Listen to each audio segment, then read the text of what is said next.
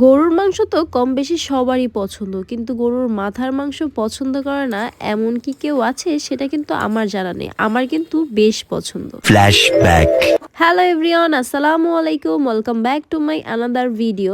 তো আজকে আমি আপনাদের জন্য নিয়ে এসেছি গরুর মাথার মাংসের চমৎকার একটি রেসিপি, যাতে করে খুব কম সময়ে খুব অল্প উপকরণ দিয়ে গরুর মাথার মাংস কিভাবে রান্না করব। আমার এই রেসিপিটা দেখলে আপনারা কিন্তু খুব চটপট করে এক নিমেষেই গরুর মাথার মাংস ভুনা করতে পারবেন। তো কথা না বেরিয়ে চলুন ফুল রেসিপিটা দেখে নেওয়া যাক। এখানে হাড় চর্বি সহকারে কিছু মাথার মাংস রয়েছে, সাথে কিন্তু জিহ্বাও রয়েছে। তো ফার্স্টেই কিন্তু আমি জিহ্বাগুলো সুন্দর করে গরম পানি দিয়ে পরিষ্কার করে নিব। জিহ্বাগুলো সুন্দর করে ক্লিন করে নেওয়ার জন্য একটি পাত্রে গরম পানি দিয়ে দিয়েছি। এখন গরম পানিগুলোর ভিতর এগুলো দিয়ে কিছুক্ষণ সিদ্ধ করে নিয়ে এগুলো ভালো করে ক্লিন করে নিব। মাথার মাংস রান্না করার জন্য প্রথমে একটি পাত্রে তেল গরম করে নিয়েছি। তো এখন আমি এটার ভিতর দিয়ে দিচ্ছি তেজপাতা, লং, এলাচ, দারচিনি, দিয়ে দিচ্ছি পরিমাণ মতো পেঁয়াজ কুচি। এখানে আমি পেঁয়াজ বাটাও ব্যবহার করব, যার কারণে বেশি পরিমাণ পেঁয়াজ কুচি ব্যবহার করিনি। দেখতেই পাচ্ছেন পেঁয়াজটা কিন্তু হালকা বাদামি রঙের হয়ে গেছে। এখন আমি এটার ভিতর দিয়ে দিব আদা বাটা, পেঁয়াজ রসুন বাটা, মরিচ বাটা, কাঁচা মরিচ বাটা, হলুদ, গুঁড়া মরিচ, ধনিয়ার গুঁড়া, জিরার গুঁড়া।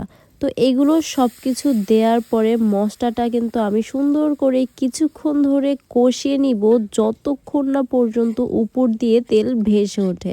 তো মশলাগুলো আমি কষাতে কষাতে কিন্তু একদম শুকিয়ে গিয়েছে, যার কারণে আমি একটু হালকা করে পানি দিয়ে নিলাম। পানি দিয়ে এখন কিছুক্ষণ যাবত মশলাটাকে সুন্দর করে কষিয়ে নিচ্ছি। দেখতেই পাচ্ছেন অনেকক্ষণ ধরে কষানোর কারণে কিন্তু তেলগুলো উপর দিয়ে ভেসে উঠেছে। তো এই পর্যায়ে আমি রাঁধুনি গরুর মাংসের মশলা এখানে মিক্স করব।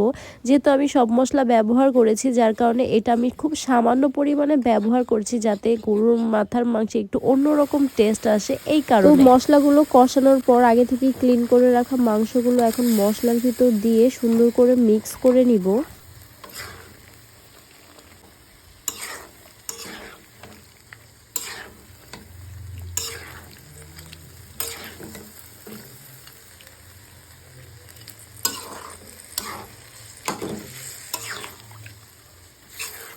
তো এই পর্যায়ে দিয়ে দিচ্ছি পরিমাণ মতো লবণ,